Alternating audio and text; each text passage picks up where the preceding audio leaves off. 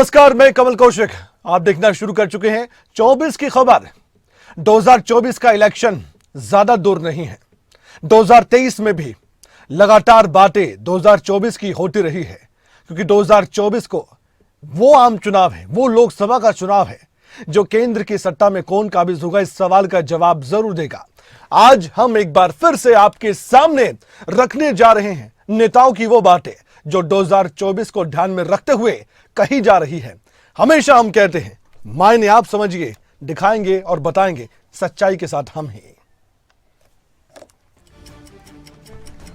2024 का मैदान सज चुका है और हर वर्ग का जो ख्याल रखने की बात कही जाती है वो सत्ता पक्ष की तरफ से कही जाती है।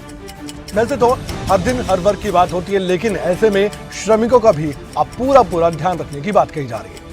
राजनीतिक पार्टियों का फोकस श्रमिकों पर है। इसी कड़ी में पीएम मोदी की ओर से 224 करोड़ रुपए का चेक श्रमिकों को सौंपा गया। मेरे परिवारजनों, आज सांकेतिक तौर पर 224 करोड़ रुपए का चेक सौंपा गया है। आने वाले दिनों में ये राशि श्रमिक भाई बहनों तक पहुंचेगी। मैं जानता हूं कि आपने कई चुनौतियों का सामना किया, लेकिन आपके सामने अब सुनहरे भविष्य की सुबह। राजस्थान में बीजेपी की जीत का असर कई राज्यों में भी क्या पड़ सकता है, सवाल ही तो है। बीजेपी का दावा तो बड़ा है। 2024 में भी बीजेपी को लगता है कि ये जो जीत का सिलसिला है ये जारी रहने वाला है। इसी को लेकर केंद्रीय मंत्री गजेंद्र सिंह शेखावत भी खासा गदगद होते हुए अपनी बात कहते नजर आए। उन्होंने कहा कि राजस्थान में जिन गतिविधियों को देखा गया जनता की तरफ से और खासकर हमारी जो बातें समझी गई, उससे ऐसा लगता है कि आने वाला वक्त और भी ज्यादा सुनहरा बीजेपी के लिए हो सकता है। और साथ ही राजस्थान को लेकर भी वो पूरी तरह से ये आश्वस्त अपने आप को करते नजर आए कि राजस्थान की जनता लोकसभा चुनाव में भी उनका साथ देने वाली है।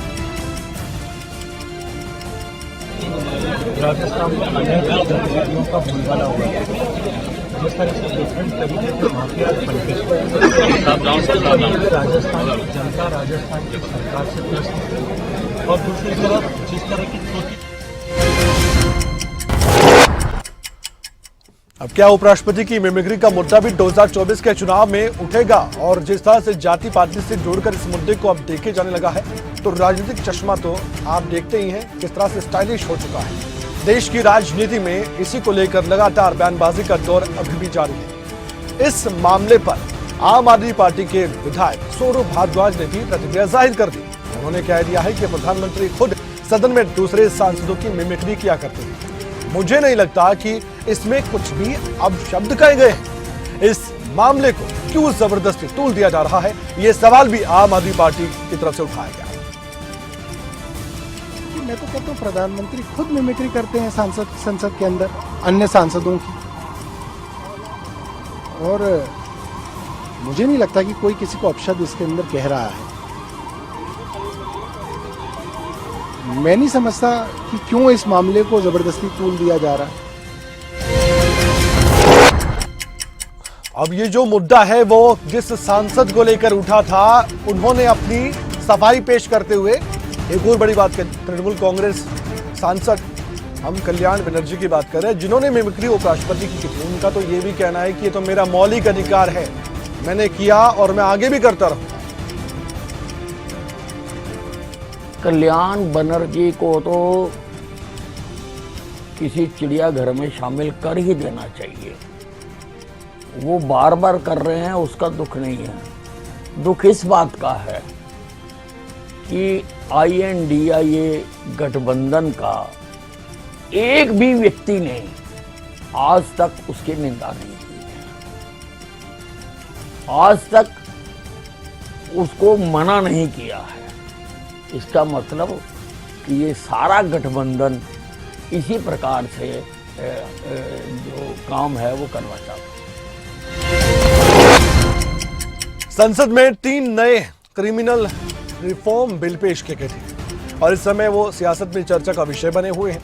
कांग्रेस पार्टी की तरफ से भी सवाल उठाए गए तो वहीं बीजेपी के विरोधी दल के नेता भी लगातार इस पर सवाल दाग रहे हैं। राज्यसभा के सांसद कपिल सिब्बल की बात करें तो उन्होंने भी इस मुद्दे पर अपनी खुलकर प्रतिक्रिया दी है और ये भी कह दिया है कि इस तरह से बिल पारित करना असंवैधानिक है। सबसे पहली बात तो ये है कि जिस तरह से ये कानून पारित हुए वो मैं समझता हूं कि जो संवैधानिक संस्थाएं हैं हमारी उनको इस तरह से बिल पारित नहीं करना चाहिए। आपने 100 लोगों को लोकसभा में सस्पेंड कर दिया, निलंबित कर दिया और 46 लोगों को राज्यसभा में निलंबित कर दिया। और जब इस बिल की चर्चा हुई, मध्य प्रदेश की जिम्मेदारी अब नए सीएम मोहन यादव के कंधों पर है और जनता को उनसे काफी उम्मीदें भी हैं। ऐसे में मध्य प्रदेश के पूर्व मुख्यमंत्री शिवराज सिंह चौहान का यह कहना था कि मध्य प्रदेश की सरकार की जो कोशिशें हैं वो आगे भी विकास करने की होगी और नई सरकार अब पूरा आकार ले रही है। मंत्रिमंडल में एक तरफ जहां अनुभव की भट्टी में पके प्रशासनिक अनुभव के धनी वरिष्ठ राजनेता हैं, वहीं दूसरी तरफ युवा जोश भी है। मंत्रिमंडल पूरी तरह संतुलित है और क्षेत्रीय आवश्यकताओं को भी ध्यान में रखा गया है। मुझे पूरा विश्वास है गुड गवर्नेंस डे पर जो सरकार शिवराज सिंह चौहान को भी उम्मीद है कि ये जो नई सरकार मध्य प्रदेश में बनी है उन्हीं की पार्टी की आने वाले वक्त में वो नए आयाम को जरूर हासिल करेगी और साथ ही विकास के नए रास्ते भी खुलेंगे। लेकिन सबसे बड़ा सवाल तो मंत्रिमंडल विस्तार को लेकर है। अब मंत्रिमंडल क्या होगा, कौन कौन से नेता विधायक मध्य प्रदेश के मुख्यमंत्री मोहन यादव की टीम में शामिल होगी, इसी सवाल का जवाब सभी चाहते हैं, मध्य प्रदेश की जनता भी चाहती है। अब मध्य प्रदेश के राज्यपाल गंगूबाई छगनभाई पटेल से मुलाकात पर उन्होंने अपनी ओर से कह दिया है कि पीएम मोदी, गृह मंत्री अमित शाह, बीजेपी के राष्ट्रीय अध्यक्ष जेपी नड्डा के नेतृत्व में और सभी वरिष्ठ नेताओं के मार्गदर्शन में एक मंत्रिमंडल का जो विस्तार है वो सरकार में होने जा रहा है और मंत्रिमंडल गठन के साथ ही प्रदेश की बेहतरी के लिए भी काम होंगे। यशस्वी प्रधानमंत्री माननीय नरेंद्र मोदी जी के नेतृत्व में, यशस्वी गृह मंत्री माननीय अमित शाह जी के नेतृत्व में 2024 के चुनाव में आतंकवाद का मुद्दा भी क्या बड़ा मुद्दा रहने वाला है? सवाल है। ऐसे में विपक्षी पार्टियां इस मुद्दे को लेकर केंद्र सरकार पर जमकर सियासी प्रहार कर रही हैं और इसी मामले पर प्रतिक्रिया दी है जम्मू कश्मीर के पूर्व मुख्यमंत्री गुलाम नबी आजाद। आवाम को भी और सभी पॉलिटिकल पार्टीज को भी और हुकूमत को भी, रियासती और मरकजी हुकूमत को भी इसमें इकट्ठे होकर इसमें एक दूसरे की से निकलेगा। फिर शुरू हुई और एक्स एसएसपी को मारना, मस्जिद से निकलते ही या घर से निकलते ही नमाज पढ़ते वक्त ये भी एक तशवीश है कि कहीं न कहीं फिर से हम कहीं पीछे न जाएं। जम्मू कश्मीर में पिछले दिनों आतंकवादी हमले हुए हैं, हमारे सेना के जवान भी शहीद हुए हैं। पूर्व एसएसपी उनको भी गोली मारकर मौत के घाट उतार दिया गया, जिसके बाद से आतंकवाद का मुद्दा बड़ा मुद्दा बन गया।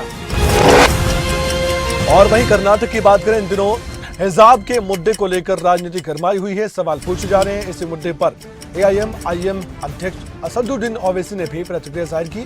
उन्होंने कहा कि 7 महीने हो गए लेकिन ये ऑर्डर नहीं निकाल पा रहे।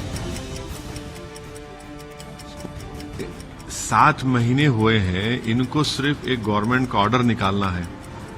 वो ऑर्डर निकालने से डर रहे हैं, कांप रहे हैं।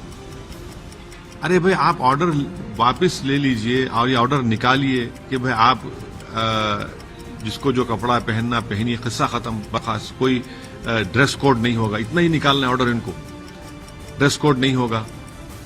आप वो भी नहीं निकालना चाह रहे और मुख्यमंत्री जनसभा में एक बात बोलते हैं और फिर मीडिया को आके आधे घंटे में कहते हैं कि नहीं अभी हम विचार कर रहे हैं, सोच रहे हैं। तो ये तो कर्नाटका के उन मुसलमानों को, उन मुस्लिम ऑर्गेनाइजेशन को 2024 में इलेक्शन है और हर मुद्दा अहम है। अब एक विकसित राष्ट्र के मुद्दे पर भी लगातार बातचीत हो रही है। ऐसे में विकसित राष्ट्र का जो भी जिक्र होता है उसमें राजनीति भी एंट्री कर लेती है। केंद्रीय मंत्री मीनाक्षी लेखी ने भी इस पर अपनी बात रखी। उन्होंने ये भी कहा है कि हम एक विकसित राष्ट्र तब तक नहीं बन सकते जब तक हम अपनी परंपराओं को पहचानेंगे नहीं और उनका सम्मान नहीं करेंगे। और उसी सुशासन की व्यवस्था में 2047 तक भारत को एक विकसित राष्ट्र बनाने का जो प्रण प्रधानमंत्री जी ने लिया है और हम सबको भी दिलवाया है, उसी के माध्यम से हमारा राष्ट्र तब तक विकसित राष्ट्र नहीं बन सकता जब तक कि अपनी परंपराओं को हम मान्यता दें और उनका सम्मान करें। साथ ही पुस्तकालय, ग्रंथागार जैसी जगहों का सही इस्तेमाल हो, क्योंकि ज्ञान के ही क्षेत्र में भारत सबसे उत्तीर्ण था और उसी की वजह से हम लोग आगे। कांग्रेस नेता राहुल गांधी की ओर से बीजेपी सरकार पर सियासी प्रहार किया गया था और ये भी आरोप लगाया गया था कि करीबी मित्रों को लाभान्वित बीजेपी कर रही है। और इसी सवाल पर राहुल गांधी को जवाब दिया है हरियाणा के गृह मंत्री अनिल विज ने। उन्होंने ये तक कह दिया कि राहुल का काम तो सरकार के खिलाफ बोलना है। तो जितना मोदी सरकार की सोच है, आयुष्मान भारत कार्ड, तुम क्यों नहीं सोच सके भाई? लोग तो पहले भी बीमारियों से ग्रस्त थे, लेकिन 5 लाख तक परिवार को, गरीबी रेखा से नीचे रहने वालों को आयुष्मान भारत कार्ड बनाकर दिए हैं और लोग उसका भरपूर फायदा उठा रहे हैं। इस समय राहुल गांधी वर्सेस बीजेपी भी हो रही है। राहुल गांधी जो भी सवाल उठाते हैं बीजेपी के नेता पलटवार करते हैं, जवाब देते हैं। लोकसभा चुनाव से पहले ये बयानबाजी का दौर एक दूसरे के खिलाफ लगातार जारी है। हरियाणा में भी सभी पार्टियां चुनावी तैयारी कर रही हैं और नेता खासकर अपनी पार्टी को मजबूती देने का भरपूर प्रयास भी कर रही हैं, जीत का दम भी भर रही हैं। ऐसे में हरियाणा के कृषि मंत्री जेपी दलाल भी अपने विरोधियों पर जमकर बरसते नजर आते हैं। बड़ा बयान देते हुए उन्होंने कहा है कि इस बार भी हरियाणा में सभी 10 की 10 लोकसभा की सीटें बीजेपी की झोली में आने वाली है। साथ ही उन्होंने फिर से हरियाणा में आने वाले वक्त में विधानसभा के चुनाव में बीजेपी की सरकार बनने का दावा किया है। राज्य की नीतियों से हरियाणा में तीसरी बार विधानसभा में बहुमत से सरकार बनेगी और 10 की 10 लोकसभा सीटें, मोदी जी को आप खबर कर देना कि 10 की 10 सब लोकसभा सीटें हरियाणा की भारतीय जनता पार्टी की होंगी। और राज्य पूरी तरह से हरियाणा के बीजेपी नेता इस तैयारी में जुट चुके हैं कि किसी भी तरह से बीजेपी को हरियाणा में भी सफलता हासिल करवाई जा सके। 10 सीटें हैं, 10 की 10 सीटें जीतना लक्ष्य है। और वहीं हरियाणा बीजेपी के प्रभारी विप्लव देव भी पूरी तरह से सक्रिय दिखाई दे रहे हैं। कांग्रेस पर बड़ा जुबानी हमला बोलते हुए नजर आ रहे हैं। उन्होंने कहा कि कांग्रेस सरकार बनाने का दावा कर रही है, लेकिन कांग्रेस की सरकार नहीं आएगी। इस दौरान उन्होंने राजस्थान के पूर्व मुख्यमंत्री अशोक गहलोत पर भी तगड़ा जुबानी प्रहार किया। जिस किसानों का दुहाई देते हो और जाके वहां क्या बोलता है, हम आएंगे तो हर घर में नौकरी दे देंगे, हर किसानों को ये कर देंगे। तुम आओगे तो कब करोगे? जो नहीं आता कुछ भी बोल सकता है, जैसे केजरीवाल तो कुछ भी बोलता है। और इस देश के लोगों का भी मालूम नहीं चला, इनको सबक नहीं सीखा। राजस्थान में सबसे ज्यादा फ्री फंड में देने वाला स्कीम लागू किया। इलेक्शन के 6 महीने पहले गहलोत जी ने ऐसा कोई स्कीम नहीं छोड़ा जो राजस्थान में लागू नहीं किया, किंतु उनको झुंझुना पकड़ा दिया।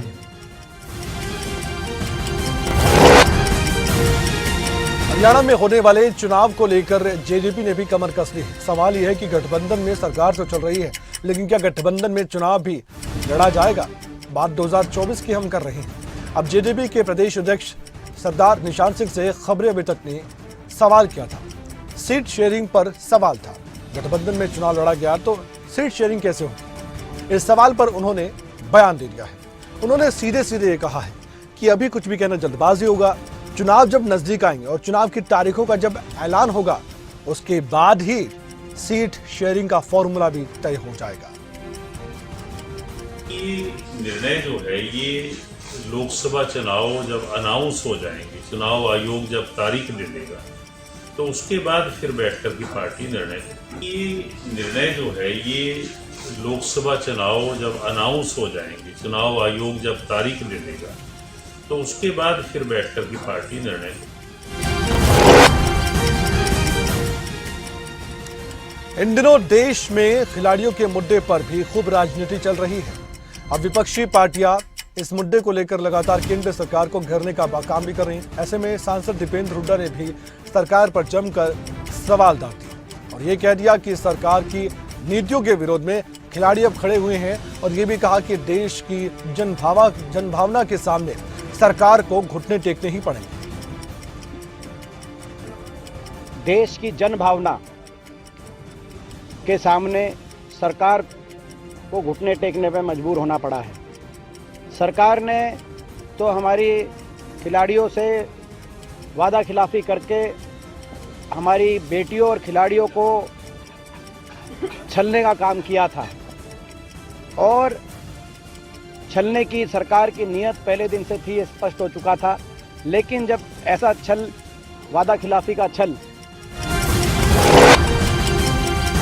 खिलाड़ियों पर भले ही सियासत हो रही हो और लगातार खिलाड़ियों को लेकर बयानबाजी भी चल रही हो, ऐसे में हरियाणा बीजेपी के प्रदेश अध्यक्ष नायब सिंह सैनी का ये कहना है कि बीजेपी ने खिलाड़ियों के लिए बहुत बढ़िया अच्छे काम किए हैं और जब खिलाड़ियों पर राजनीति होती है तो फिर बयानबाजी के बीच में ऐसा बयान आना और फिर अपनी सरकार की तारीफ करना किसी भी पार्टी के प्रदेश अध्यक्ष की मजबूरी भी बन जाती है।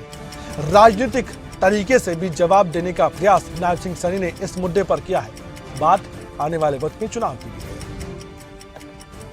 जो खिलाड़ियों की उनकी भावनाएं थी, क्योंकि मैं देखता हूं कि आदरणीय नरेंद्र मोदी जी के समय के अंदर इन 10 वर्षों में जो खिलाड़ियों को आगे बढ़ाने के लिए काम हुए हैं, जिस प्रकार से आज देश चंद देशों की लाइन के अंदर आकर के खड़ा हो गया, गोल्ड मेडल, सिल्वर मेडल, कांस्य पदक जो हमारे खिलाड़ी लेकर के आ रहे हैं, उसके पीछे सरकार बड़ी मजबूती से खड़े होकर।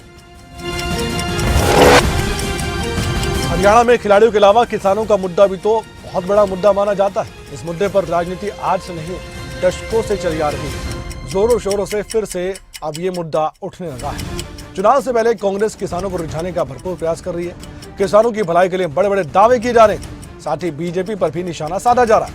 ऐसे में पूर्व मुख्यमंत्री भूपेंद्र सिंह हुड्डा के एमएसपी और कर्ज मुक्ति गारंटी देने वाले बयान पर हरियाणा के सहकारिता मंत्री डॉक्टर बनवारी लाल ने इतिहास याद दिलाया और कह दिया कि जब हुड्डा स्वामीनाथन आयोग के सदस्य थे तब भूपेंद्र हुड्डा एमएसपी को लागू क्यों नहीं करवा पाए, जबकि उनकी सरकार उस दौरान थी। देखो, आज वो सत्ता में नहीं है तो इस तरह की बात कर रहे हैं। जब वो खुद सत्ता में थे और उसके चेयरमैन भी थे किसान, आज जो इसका स्वामीनाथन आयोग की जो रिपोर्ट देनी थी उसके चेयरमैन भी थे, लेकिन उन्होंने अपने शासन में कुछ नहीं किया। लेकिन आज सत्ता से बाहर हैं तो हर तरह का।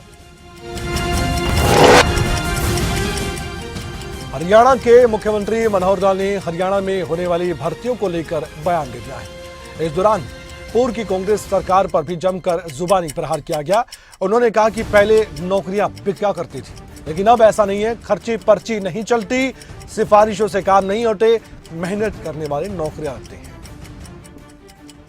और जब नई भर्ती की उसका भी क्या हाल था, सीधा सीधा लोग बोलते थे नौकरियां बिकती हैं।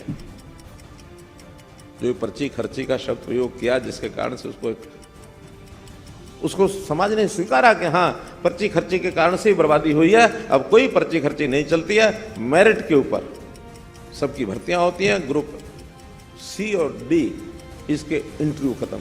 और मुख्यमंत्री मनोहर लाल ने सीधे सीधे अपने विरोधियों को जवाब दे दिया है। पारदर्शिता की बात कही जाती है, इस सरकार में होती है, पिछली सरकार पर निशाना साधा गया। हरियाणा में परिवार पहचान पत्र को लेकर भी सियासत खूब होती रही है। पीपीपी को लेकर मुख्यमंत्री मनोहर लाल ने हमेशा से कहा है कि हरियाणा के लोगों की भलाई के लिए परिवार पहचान पत्र एक बढ़िया विकल्प है। ऐसे में विपक्ष को भी जवाब दिया गया है, क्योंकि विपक्ष ने इसे मुद्दा पहले से बना लिया था। मुख्यमंत्री मनोहर लाल ने एक बार फिर से परिवार पहचान पत्र की जो खूबियां हैं उनको गिनवाने का काम किया और यह भी दावा किया कि जनता की भलाई के लिए पीपीपी लागू किया गया। ई ऑफिस कुछ विभागों ने शुरू किया है। योजना तो अपनी यह है कि हर एक विभाग ई ऑफिस पर आए। कोई फिजिकल फाइल चलनी नहीं चाहिए। अब कुछ बातें जो मैं जिक्र कर रहा हूं कि अभी शेष है, उस पर हम सबको सोचना है। और सोच तो कहीं से भी अच्छी चीज की शुरू हो सकती है, कहीं बाधा आ रही है उसको दूर करने के लिए भी कोई भी व्यक्ति सुझाव दे सकता है। तो ऐसे ई ऑफिस को शुरू करना है। और जो सबसे बड़ी चर्चा जिसकी हुई, समाज में परिवार पहचान पत्र का जो प्रभाव। कांग्रेस की सरकार आने पर राष्ट्रीय किसान आंदोलन स्मारक बनवाने और साथ ही शहीद किसान परिवारों को नौकरी देने के बयान पर भी अब पलटवार किया गया है बीजेपी की तरफ से। हरियाणा के गृह मंत्री अनिल विज ने बेड़ा उठाया कि कांग्रेस को जवाब दिया जाए। उन्होंने कहा कि हुड्डा तो कहीं भी कुछ भी बोल देते हैं, लेकिन जो हुड्डा कहते हैं उनकी पार्टी की अध्यक्षा कुमारी सैलजा ही उसे नकार देती है। हुड्डा साहब जो भी कहते हैं, इनकी पार्टी की अध्यक्षा कुमारी शैलजा उसको नकार देती है। आज तक तो यही हुआ है कि उन्होंने हुड्डा जी के कहने पर किसी भी इनके बयान पर मोहर नहीं लगाई है। तो एक बार फिर से अनिल विज ने कांग्रेस को आड़े हाथों लिया और कांग्रेस की गुटबाजी पर जमकर जुबानी हमला किया है। एक बार फिर से आईना दिखाया गया कि धड़ों में बटी हुई कांग्रेस कैसे आने वाले वक्त में चुनाव लड़ेगी। और वहीं भिवानी महेंद्रगढ़ से सांसद धर्मवीर सिंह का यह कहना है कि बीजेपी सरकार लगातार काम कर रही है और व्यवस्थाओं को दुरुस्त भी किया जा रहा है ताकि जनता को किसी तरह की कोई भी परेशानी का सामना ना करना पड़े। आइए सुनवाते हैं सांसद धर्मवीर सिंह ने इलेक्शन से पहले अपनी तैयारी के साथ बीजेपी की कैसे तारीफ की। किसी की चीज की का काम समय पर हो जाए, उसको धक्के ना खाने पड़े स्टेट, डिस्ट्रिक्ट या दफ्तरों में, किसी चीज की भी बात हो। और इस मामले में प्रदेश तेजी से बढ़ रहा है। जहाँ की मशीनरी जो खासकर ब्यूरोक्रेसी है, अधिकारी हैं, कर्मचारी हैं, वो भी पूरी लगन से, शायद ये शुरू में किसी को समझ में नहीं आई कि क्या है, लेकिन अब तो मैं देखता हूँ कि हर महीना हर साल हम इसको तेजी से समझ पा रहे हैं। इसका फायदा एक टाइम ऐसा जरूर होगा, विकसित देशों की तरह हम भी इस सिस्टम को कंप्लीट समझ जाए। सिरसा से सांसद सुनीता दुग्गल की बात की जाए तो वो भी अब बीजेपी सरकार की जमकर तारीफ करते नजर आ रही हैं। अपना रिपोर्ट कार्ड तैयार करने वाली सुनीता दुग्गल अब केंद्र सरकार की नीतियों का भी गुणगान कर रही हैं। उन्होंने कहा कि हरियाणा में भी लगातार विकास के काम हो रहे हैं। उन्होंने ये भी कहा कि मुख्यमंत्री मनोहर लाल और डिप्टी सीएम दुष्यंत चौटाला के नेतृत्व में जनता की जो भी भलाई की काम की योजनाएं हैं वो भी धरातल पर लागू हो चुकी हैं।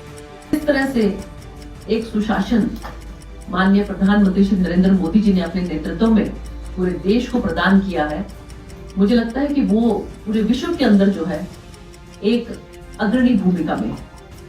और उसी तरह से माननीय मुख्यमंत्री जी ने हरियाणा में बहुत सी ऐसी योजनाएं हैं, आप लोग भी समझते होंगे, जानते होंगे, बल्कि उनसे रूबरू भी होते होंगे, कि जो पूरे हिंदुस्तान में नहीं है, लेकिन वो हम लोग माननीय मुख्यमंत्री जी के नेतृत्व में, हमारे डिप्टी सीएम साहब के नेतृत्व में। 2024 में लोकसभा के चुनाव भी है, उसके बाद विधानसभा के चुनाव भी है, इसलिए नेता अब लगातार अपनी तैयारी कर चुके हैं। जनता से अलग अलग तरीके से अब संपर्क साधा जा रहा है। ऐसे में बीजेपी भी लगातार यही कोशिश कर रही है कि जो भी काम किए उनका बखान भी किया जाए। हरियाणा के कृषि मंत्री जेपी दलाल ने भी यही किया। उन्होंने कहा कि हरियाणा की मौजूदा सरकार ने पूर्व की सरकार से ज्यादा काम किए हैं और फैसले जनता के हित में लिए गए हैं। डेवलप्ड डेमोक्रेसी में जो सिस्टम होना चाहिए कि हर आदमी को उसके हक घर बैठे मिलें, ऐसी व्यवस्था हम डेवलप कर रहे हैं। और इस दिशा में जितना काम हरियाणा सरकार ने आदरणीय मुख्यमंत्री मनोहर लाल जी के नेतृत्व में किया है, इतना पहले कभी नहीं हुआ, किसी और सरकार ने नहीं किया। मैं बधाई देता हूं मुख्यमंत्री जी को कि उन्होंने एक बीड़ा उठा रखा है कि पुरानी गली सड़ी व्यवस्था उसको बदलना है और आम आदमी को उसका हक घर बैठे देना है।